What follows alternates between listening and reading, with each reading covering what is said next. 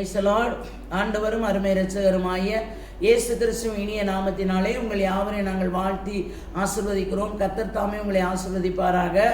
இன்றைய தேவ வார்த்தை சங்கீதம் 16வது அதிகாரம் 7வது வசனமும் 8வது வசனமும் சொல்கிறது பாருங்க. எனக்கு ஆலோசனை தந்த கர்த்தரை துதிப்பேன், ராக்காலங்களில் என் உள்ளந்தெரியங்களை என்னை உணர்த்தும். அல்லேலூயா. நல்லா கவனிங்க, நமக்கு ஆலோசனை தருகிறவர் கர்த்தர். அல்லேலூயா.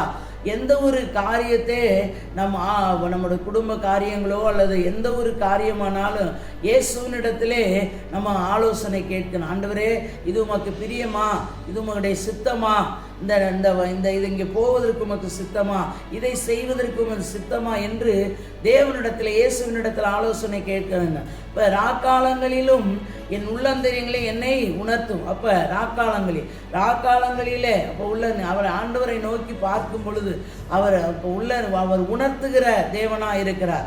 அவரை நோக்கி பார்த்தவங்க பிரகாசம் அடைந்து வெட்கப்பட்டு பார்க்கிறோம்.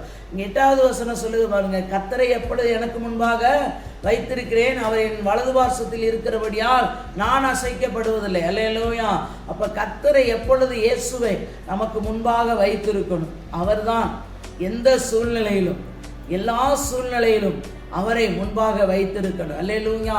அப்ப அவனுடைய வலது பார்சத்தில் இருக்கிறபடியால் அசைக்கப்படுவதில்லை. அப்ப அவரை முன்னால் வைத்தோம் என்று சொன்னால் அசைக்கப்படாதபடி எந்த சத்துரு நம்மளை தொட முடியாது, உங்களை தொட முடியாது, எந்த சத்துராலையும் அசைக்க முடியாது. அப்ப கர்த்தரை உங்களுக்கு முன்பாக வைக்கணும், இயேசுவை உங்களுக்கு முன்பாக வைக்கணும். எந்த காரியத்தில் எல்லா சூழ்நிலையிலும் அப்படி வைக்கும் பொழுது கர்த்தர் அங்கே பெரிய காரியத்தை செய்கிற தேவனாய் இருக்கிறார். தகப்பனே, மை துதிக்கிறோம், சோத்திரம். கர்த்தாவே, சர்வ வல்லமையுள்ள தெய்வமே, மை துதிக்கிறோம், சோத்தரிக்கிறையா. ஆண்டவரே, இந்த வார்த்தையை கேட்கிற பார்க்கிற ஒவ்வொருவரையும் கர்த்தர் ஆசீர்வதித்து பெரிய காரியங்களை செய்து கர்த்தர் வழி நடத்துவீராக.